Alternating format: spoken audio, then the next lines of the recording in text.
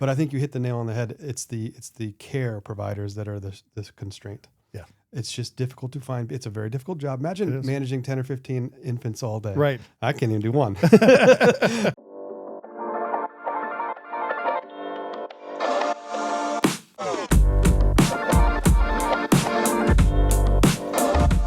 Welcome back to the Talk Midland podcast. My name is Logan Richetti with Modern Realty. Today I have Tony Stamas, Midland Business Alliance. Thanks for joining. Logan, great. Thanks for having me. You know, I've seen you around the last couple of years and I admire you very much, but I don't know a lot about the Midland Business Alliance, even though I'm a member. Modern Realty is a member. Can you tell us what the Midland Business Alliance mission is and what it does? Absolutely. No, I appreciate you asking that. And, you know, about a decade ago, we've got such wonderful community leaders, and I think they looked at some legacy organizations here. The Midland Chamber of Commerce, which has been around for decades, Midland Tomorrow, great economic development organization, some legacy partners of both organizations, CBM, which is had been part of the chamber for almost close to 100 years, and MitCon, who had been part with Midland Tomorrow. And I think they saw that, you know, especially on the chamber and economic development side, that the mission was the same. It was, how do we help businesses here in our community? How do we be a business hub? And you might use different tactics, you might have different tools, but really the mission is the same. We want to keep businesses here, we want to grow businesses, help them with opportunities and challenges, and we want to attract new businesses here. And so that was really the vision of the Midland Business Alliance, was putting it together. And, you know, I always say you probably, proof of concept comes in a time of crisis. And so there was nobody had a playbook on their shelves for a global pandemic. Nobody had quite knew, you know, when you have a dam breach.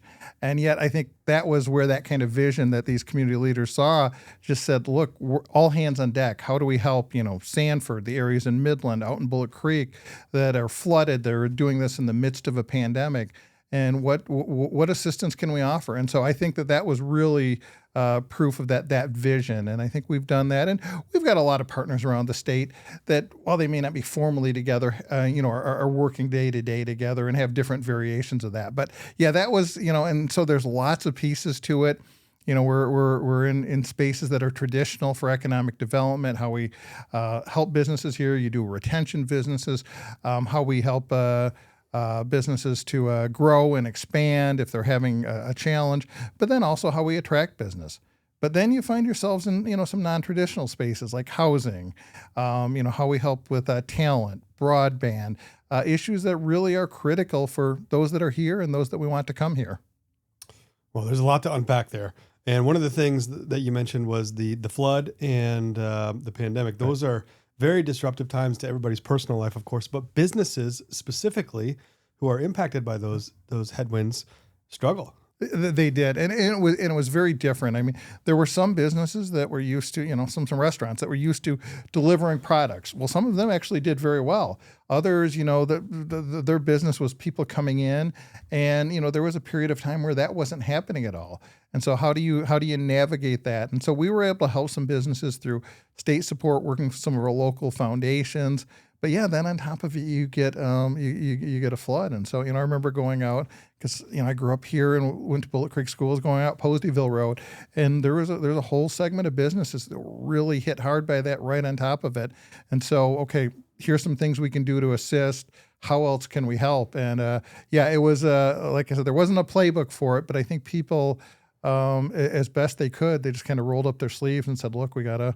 You know, and I think that's one of the great things about our community is that's how people do that. Okay, we got to find solutions.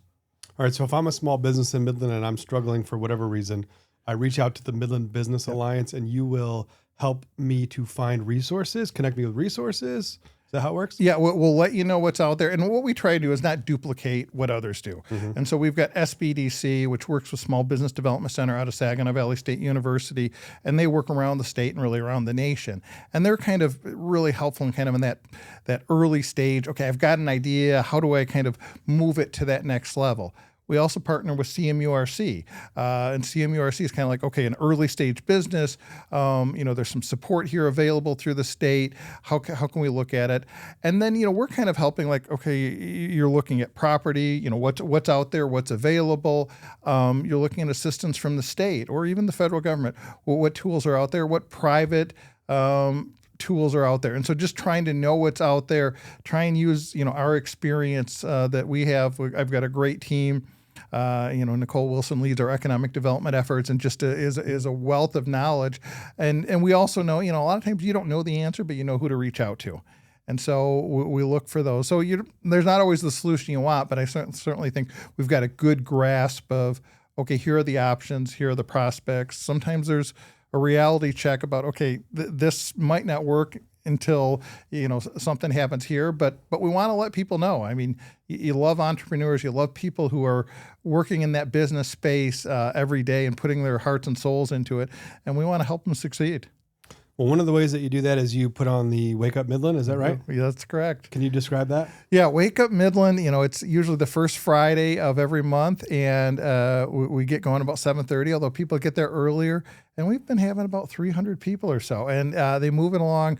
When I took this role about 7 years ago, and I'd been, always lived here in Midland, but I was back and forth to Lansing most days, so I hadn't been in quite a while, and I went to Wake Up Midland, and I said, wow, this is a great event. My goal is just not to mess it up. And so, I kind of added a dad joke, but beyond that, there's a team of folks who have been working on that for decades and do a great job. And my team does a great job with it. And it's fun. We try and keep it fast moving, trying to give people a chance. We have sponsors. We give nonprofits a chance to talk about, it's your dollar. We've got this event, a fundraiser coming up. And then we always have, a talk show segment, but we take a break right in the middle to do networking so you can walk around and just visit. And so really is, we've got a DJ that's got music going. So there's always a nice energy for an early Friday morning. And I think, based on the groups that we have joining us and the size of the crowds, people, I think, are finding value in it. Well, until recently, I didn't realize that you were in charge of all that. And you were such a leader in that event, in that organization. It's a fantastic event to join in the morning. Well, thank you. And it's hard to get out of bed and move around the kids' schedules and everything to do that. But once a month isn't a big sacrifice to make it one day a month. And it's worth it when you go because everybody's there shaking hands, getting to know each other. You sit at a table, you get to meet new people, and the speakers are great. The events are great. The organization is first class. So bravo for putting that together and having it be so great. Well, thank you. And like I said, the long legacy, and I've got a great team. So I try not to mess things up. But it's a fun morning. Well, another thing that you all do that I see you all the time online is the ribbon cuttings. We do. Can you tell me about those? Yeah, and that's fun. That's something that we offer. In the space we're in, we help businesses across the spectrum, whether they're a member or not. But that's something we can offer to our members for the Midland Business Alliance is that we do ribbon cuttings. And so, it could be a new business. Someone's coming in, they're starting a new business. We're going to do a ribbon cutting. It can be an anniversary. You guys recently celebrated an anniversary. Congratulations. Thanks. We'll do a ribbon cutting for an anniversary. Some people do renovations. Some are adding a different business. And so it's just about celebrating, our community, celebrating our entrepreneurs and businesses. And so we love to do this. And really one of the key things is that, we have just an amazing group of ambassadors, and they're volunteers. They all work around the community. We've got an ambassador from your team who is at every one of our events, and they take time out of their busy calendars. But it's so nice because we do there, and I've seen a couple of these where we're helping companies that are around the country, and they're doing a ribbon cutting, and they'll come to the ribbon cutting and we've got this big crowd and this energy, and they're like, wow, we don't see this anywhere. And I'm like, okay, that's what we love to see. Really? And then, part of it is, old-fashioned word of mouth. 25 ambassadors and our team, we're sharing it. But then a lot of it is, we'll put it out there on social media. We'll do a video.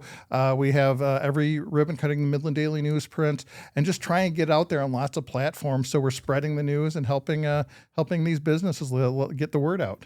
Small businesses need a champion. Absolutely, and I think that's a key role for us, and we want to do that. But we help our local businesses, and some of them are very small. They're 1-2 person shops. Some of them are. I remember just coming through the pandemic, we did the ribbon cutting out at Costco, and that was exciting to we bring the big scissors and we'll travel. Yeah. What are the biggest headwinds facing small business in Midland right now? I think they're not unique. I think it's things that we see around the state and the country. I think people are still looking for talent. They're looking for the right person, the right skill set, and then we get there, they want to keep them, and so how they balance that. But I think there are we hear housing on a regular basis. It's just I think Midland is a community of choice. People want to live in Midland, and I people say, "What kind of housing do you need?" And my answer is yes. We need it across the spectrum, and so I think that that's a challenge. I think we see issues in terms of childcare. How you're balancing that, and so I think for businesses, there's always global uncertainty, different things that are happening in the world. But I think, if we're able to address some of those issues, if we're able to have, broadband for our businesses, you can work around the globe, but you need to have that connectivity. And if we're able to help some of those issues, I think Midland will continue to grow and thrive. We've had tremendous change in terms of some of our legacy partners. Thankfully, Dow is still here and a legacy partner, but they've changed dramatically. And now we've got, DuPont and Corteva and Trinzio, Richetti. A number of companies that we weren't particularly familiar with before who are just tremendous assets to our community. And so it's kind of that balance of, our larger businesses, traditional partners, large employers like My Michigan Health, all the way across the spectrum to those who are one or two people. Well, recently you connected me with Nicole Wilson, and she's phenomenal. Yeah. She spent an hour of her time to walk me through some of the housing initiatives and challenges that we have and that we're facing. Can you talk about the housing study that you put together and what that looks like for our town? Absolutely. It was a couple of years ago, Sharon Mortensen, who leads the Midland Area Community Foundation, and I give her credit, and others have probably said this, but she was the first person that said, housing is economic development. And she's absolutely right. It is.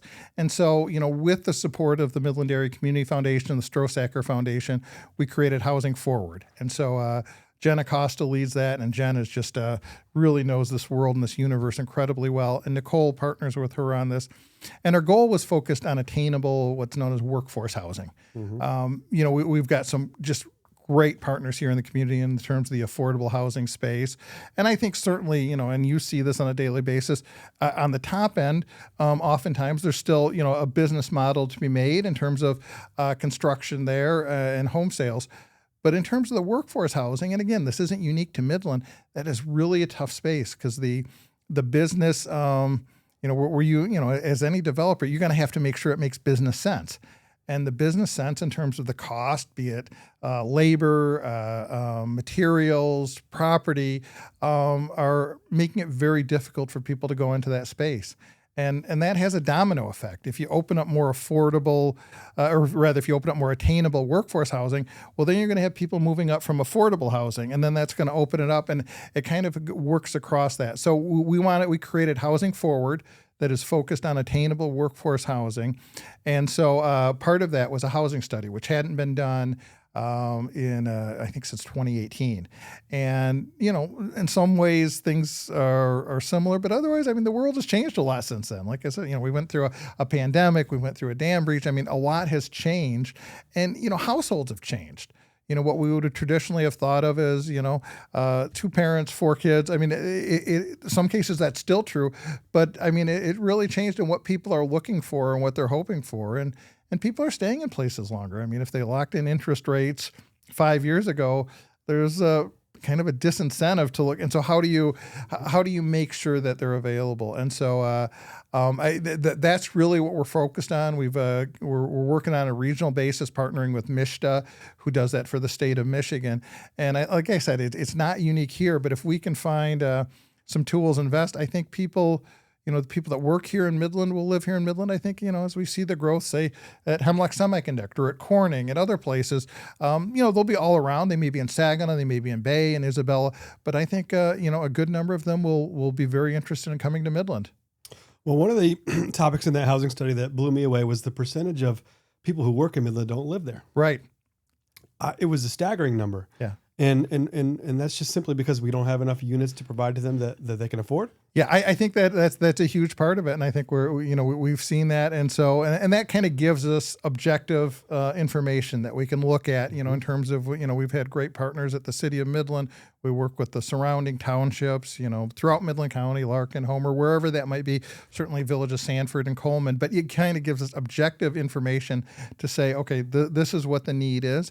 And, I think, the city of Midland recently updated its master plan. I think that was certainly part of that. A group of us went through what's called Community Success Panel to a recent meeting where they were adopting some changes to offer more flexibility. And it was unanimous, but we wanted to be there. There was a large group there just in support of that. So I think I think that is going to be important. A lot of it is kind of the technical, the mechanical, and then some of it is figuring out, and I think the state is looking at this, okay, how do you build a capital stack so that attainable workforce housing makes sense?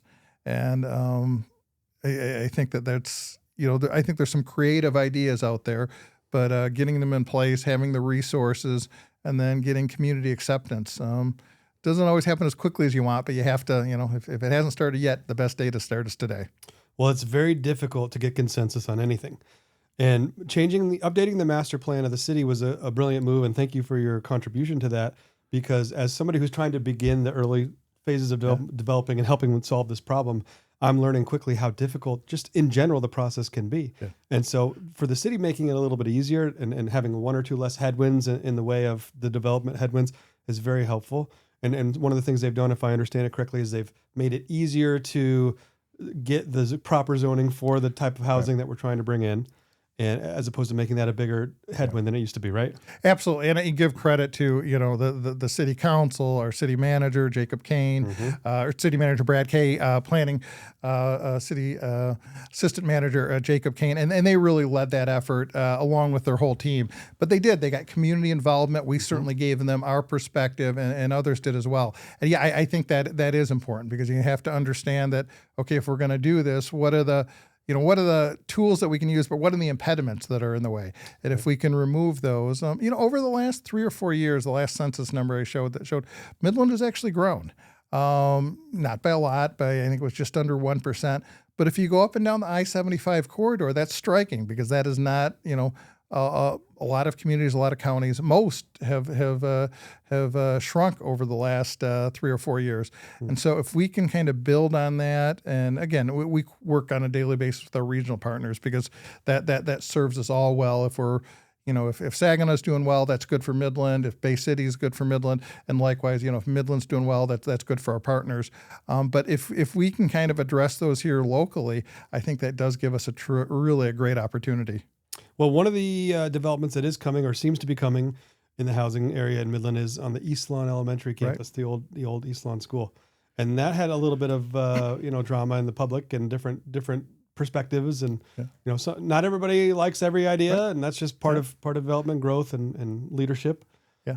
But what do we have coming there, and how do you feel about it? Yeah, we're excited about it. We were strongly supportive of it. We think it, like I said, we think it fits really, when you look at the housing study, a critical need here. And certainly understand there's a really active community, and that's to their credit. And voiced concerns and thoughts. And I think as that process went, I think tried the city and others tried to address those, but there were others who still were strongly against it. And that's, again, that people get engaged, and you want that. You want to have a healthy debate. But yeah, we were pleased the city council moved forward with that. I think that'll be an important part of it. We still need lots of other, like I said, the answer for what we need is yes. But I think that really will be an important investment for our community. And I think will help, across the spectrum. You see people who are teachers, who work for the fire department, who work, across that spectrum, trying to make sure that they and their families have options and have places here in our community, so they don't have to come from, a significant distance to get to their place of work. So while you're talking, I'm trying to zoom out, and I'm trying to think of both sides of an issue like that. I can understand why the city wants more housing, more density, more options, more tax revenue, all the different things that spur economic development when you have more people living in your community. And I also understand anybody that wouldn't be, as in favor of more housing and more neighbors, and you can understand both. Sure. And obviously, the way property taxes are assessed and things like that, and subsidies or credits or whatever it takes to make a development actually feasible or viable, creates some headwinds theoretically from people who will oppose that. Maybe they oppose it for whatever philosophical or reason that they have or want, but I understand at the end of the day, it has to be economically viable for it to exist. Right. And it's never been more difficult to build new construction than it is today, in my mind, with, like you said, the cost of construction, labor, materials, all the different things that are going into it, and taxes and insurance and risk. Right. You know, because capital investors, these are tens of $1 million projects, and they got to get the capital somewhere, and it's got to make sense. So there's a lot going on there, and I applaud the city and the developers for pushing through with that project and making it, you know, feasible and viable for everybody to agree on it, or at least enough to make it happen. And I'm trying to do that on a very small scale, and I'm finding it very difficult, but it's fun and it's exciting. And I'd love to provide more housing to the city of Midland. That's one of the things I'm personally trying to do. As you know, that's part of why we've been connecting, and that's exciting. But there's other issues other than just housing. Right. Let's shift over to daycare for a minute, childcare, because as you probably know, there's a huge demand for childcare, and there's a striking lack of supply. Yeah, and we've got some great providers in that space, and it's kind of in, you know, at different levels. There's some that are within, you know, our traditional school systems, you know, in terms of that ecosystem. There are private providers, there are in-home providers. I do think that, you know, it's been challenging for a long period of time, but I think the pandemic has had a lasting impact. I think there was there was always a percentage of individuals who did it in home, and it wasn't, you know, I mean, understandably, there's a lot of guidelines, regulations. You want to make sure kids are safe, they're in the right place, and they're protected. But they had to kind of navigate through all of those and do that in their home. I think coming out of the pandemic, a lot of them just said, no, we're no longer going to do that. And so I think that's accentuated the challenge. But we've got some great physical properties here where we do that. Oftentimes the challenge is getting enough people in that, and, you know, making sure that's, you know, we're asking them to take care of, our most vulnerable, these little ones, and it's just so formative.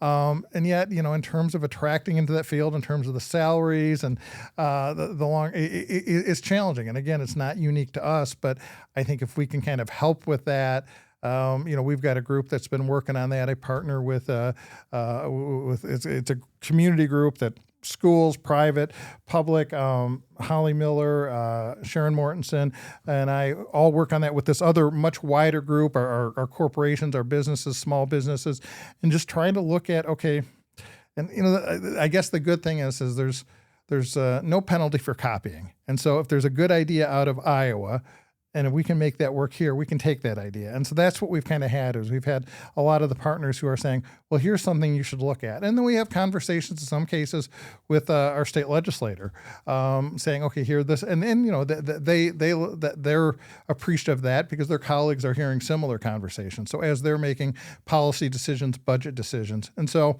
yeah, it's going to be on a lot of fronts because collectively, there are lots of different pieces. Sometimes you look at a regulatory requirement, you say, okay, does that make the most sense?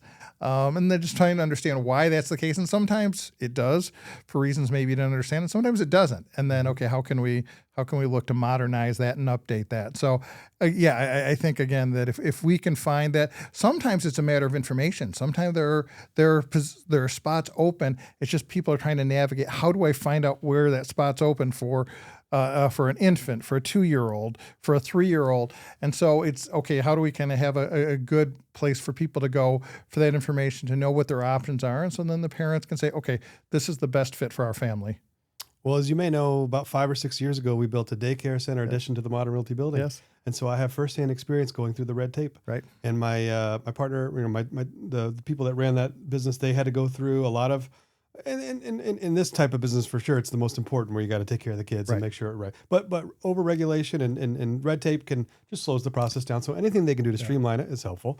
Absolutely. But I think you hit the nail on the head. It's the care providers that are the constraint. Yeah. It's just difficult to find. It's a very difficult job. Imagine managing 10 or 15 infants all day. Right. I can't even do one. But, you know, and the one that they built on our building was beautiful because you could walk in and they had one-sided glass where you could go through the hallway and you can see the kids, but they can't see you, which, as you know, if you have kids, then that's good because they'll freak out if they see you. Yeah. But that was a new build that we were able to design optimally for that. Most daycares, like you said, are in old existing buildings or in home. There was recently a new daycare center built on Perrin. Are you familiar with that? Gilden Woods. Yes. Which I believe is a franchise. Yes. I don't know who owns it or operates it, but do you know anything about that one? Yeah, we were there for, we talked about Ribbon Cutting. We were there for Ribbon Cutting, beautiful facility. We've got people on our team. That's where their children go. And so, yeah, it's great. It's, kind of a great area of our community. And so I think they're helping to kind of fill that. And I do think, which to your credit, I think businesses have looked at that, say, okay, look, this is for our team, this is so important. And if we want them, out there doing what we need them to do and what they want to do, how can we help with that? And I think we're probably going to see more and more businesses that are going to look at that. And I mean, it's to your credit that you stepped up and said, okay, we really need to meet this need, and this is a way to do that. So, but yeah, no, we're excited to have them, and I think that's part of it. Is we're trying to say to others, look, we want to help you if you want to come to Midland. We want to continue to expand the capacity and the options for our families here. Well, I know, I believe Great Lakes Bay Construction was the main contractor on that building, and I know Sean really well. He's a buddy of mine. Yeah. I asked him about that construction project recently because if you drive by it, I remember what used to be there because I was involved in some previous transactions in that space. But they did a beautiful job of construction. They did. It's a great building, and I mean, it looks nice, but beyond that, I mean, it's really well built for the kids, and there was a clear vision of that, and that's really to their credit. And it's it is challenging. We were at our last childcare meeting, and one of the in-home providers said, these meetings are always so different, and when you're having discussions with kids, it's often centered around best dinosaur, topics like that. But so when we started that meeting, I said, okay, name your business, who you work with, and your favorite dinosaur. And I'm going to try and incorporate that a little more, and just kind of remember, we could always learn a lot from the kids. I love that. All right, let's switch to broadband because I don't know a lot about this. I know, generally speaking, that broadband internet connectivity is the way of the future, but what does that mean in Midland? It does. One of the things that we've been working on this for a number of years, and Bridget Granston with the county has kind of been talking about this for a decade, but others, again, working with our community foundation and others, is where do we not have connectivity? And so we've kind of looked at it, and the state and the federal government have looked at it. Thankfully in the city of Midland, we have connectivity. Now, in a perfect world, you would not only have an option for good connectivity, you want to make sure that it's affordable, and you'd like there to be competition so people have a choice. But there are lots of areas in the county that do not have that, and so we've been focused on that. And so there's hundreds of millions, billions of dollars from the federal government that have been appropriated, and now they're just coming through the state process. And so there's a process called BEAD, where the states all have this pot of money, and it doesn't go towards, we're not applying for it, internet service providers are applying. And so it's companies, Charter, Spectrum, that you may well know, and it's companies you may not well know who are great providers who are looking to expand that. And so they're applying to the state to grow out and to build out their system, to get infrastructure support. And so we've been trying to help. Scott Nosen, former county commissioner, has been kind of helping lead that effort for us, and trying to work with offering support. So when the ISP providers are looking at building out in Midland in different areas, we're offering support. The Board of Commissioners also offered, they have a lower bond rate, if they could help in some cases. And so we'll see where that goes. We should have a clear picture by the end of the year. There was kind of a set platform, and then you get a new administration coming in, as we did in January, and they have some different ideas about that. And so they've had, but I don't think that it's going to change a lot of what we'll see in Midland. I think when the dollars were first out there were some new people in the space. Some of them are still there. Some of them are doing great things, and some of them have disappeared. There was a lot of dollars, but some of them kind of looked at investing and building out into a level that they just didn't have the capacity for. And so, but I think the ones we're working with, which is really just a handful, are really good. They've done it in other places. They've got infrastructure here, and then we want to help them to build out. So like I said, throughout Midland County, if you're in Mills Township, that you have that connectivity. We worked on a small project up at the North Midland Family Center, just to help, because that's one, they're working with people across the whole spectrum, and they didn't have strong connectivity, and we were able to work without a huge investment, but work with Greater Midland to get an investment there that's helped with their connectivity. So they have connectivity. So when they're filing their reports for childcare, that they're able to do that, and that people, sometimes it's someone who doesn't have connectivity, driving up in the parking lot and getting the Wi-Fi and turning in their school assignment.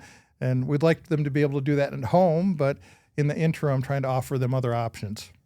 Well, this is the kind of behind the scenes work that community leaders do that we don't always think about. I think for any community, it's trying to identify, what those challenges are and what the solutions are. I do think in Midland, we're fortunate. As I talk to counterparts, a crisis will happen and say, okay, we need to get everybody together. The nice thing is we have everybody together, and we're working on a regular basis about, okay, what are the solutions? And also think about what voices are we not hearing from? Because, sometimes you want to make sure that you're not just kind of looking and you're missing some critical voices. But we have people together, so when those times of crisis happen, and we know they will happen, the great opportunities happen, we know that will happen, we've got the team together, and we're looking at, okay, how do we make sure that Midland is, it's a great community, and that's a credit to the people who for over a century have invested and have looked it forward. So it's kind of incumbent upon all of us to do the same. Well, when you talk about those types of ideas, they connect to the state and the federal government. What's your background in politics in terms of helping, represent Midland? And I know you have some political background. What is your history? I do. Yeah, when I went off to Michigan State, I'd met my state representative, who was then Mike Hayes, Mike is still incredibly active in our community, but he was our state representative, and I met him when I was at Bullitt Creek High School. And when I went to Michigan State, had some time, and I just started volunteering over at the state capitol. And it was a wonderful experience. I enjoyed it, and so I kept getting more and more involved, and worked with Mike in his office. Was a page for a year. Met a gentleman, Bill Schuette, who was our congressman at the time. I started working with Bill. Had a chance to work with former Congressman Dave Camp, and just really enjoyed the process. Great people to learn from, and I think attracted me was the problem solving. Okay, how do you make the pieces fit together when that isn't always readily apparent? And so ran for county commission, and I served there for 8 years for Midland County Commission. And with the term limits back then, Jim McNutt had been our great state rep, and he was term limited. So I ran for state representative back in '98 and served 4 years there. And that, and then, kind of at that point, the way term limits were, the state Senate seat was coming open. And that was a seat that ran from Midland to Gaylord to Alpena, 10 counties. And so I ran for that seat, and a very competitive race. Ran a competitive primary, ran against a friend who was the state rep from Alpena. I think at the end of the day, I won Midland by 6,000 votes. He won Alpena by 4,000 votes, and we split the other 8 counties 50-50. So but it was, I served there for 8 years, and it was great. I mean, I love Midland. I was fascinated to learn about Alpena and Tawas and Gaylord and Grayling, West Branch, some communities I knew at different levels, but honored to represent that district for 8 years. And so did that, but Midland was always home. And when I finished, I served a short stint with Governor Snyder's Department of Community Health. And then a friend was who I had worked with in the legislature. He had become the Senate Majority Leader. And so I went to work for him as his chief of staff and did that for 3 years, which was just a great opportunity, again, to kind of see it from a different side. And then there's a group, Small Business Association of Michigan, which is, I wish there was one in every state, but they represent small businesses and a nonprofit, and they work with, and so I went to work with them, SBAM, and I did that for 5 years as their vice president of government affairs, and really just a great group, and work with businesses across the state. And so really enjoyed that, but had this opportunity about 7 years ago, and just, Midland's home. And, I always tell people, I said, the good news for my family is I'm home more often, and the bad news is I'm home more often. but I love Midland. I want to, like I said, I've kind of been so fortunate by what others have done before, and, want to make sure that I'm doing likewise. Last question for you. What is your vision for the future of Midland as you continue to be one of our leaders? Well, Hank, I think it's that we know that, friend John Lynch will say, change is the constant, and that we know that change is coming, but that we're looking forward. And we're saying, okay, look, we need to know how, but we need to find solutions, and we need to, build on that legacy. And you don't ever want to lose that legacy and that tradition and that history, but you also know that we need to adjust. And the vision is just a community that's thriving, a community that's growing, that we're that we're helping, we offer opportunities for everybody out there across the spectrum. And then people have to make choices themselves, but you really want to offer those opportunities to our broader community. And so just to be able to build on that incredible legacy and someday have others step in and do likewise. And if anybody wants to learn about the Midland Business Alliance, which way would you send them? Yeah, our webpage, mbami.com, great, and kind of has an overview of what we do. But, also you can just send a note, pick up the phone. We pretty much respond on all fronts. Tony, thanks for being on the Talk Midland podcast. Thanks for having me.